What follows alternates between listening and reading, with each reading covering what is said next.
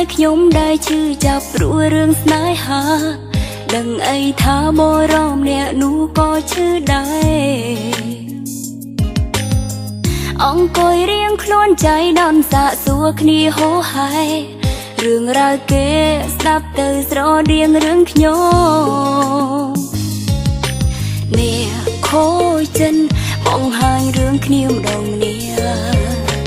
និយាយត្រង់មិនលាក់ពីអារម្មណ៍ការឈឺ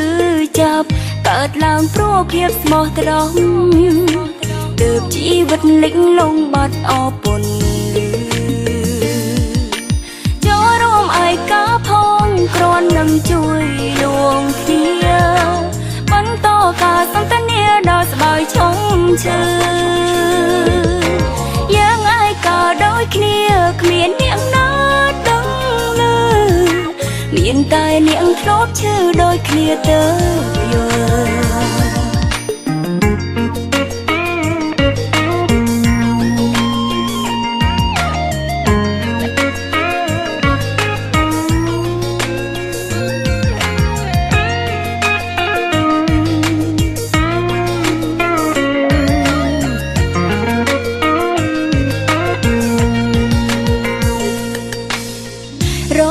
ចិត្តណាសុងក៏ដាស់ទាំងភ្នែកហូរ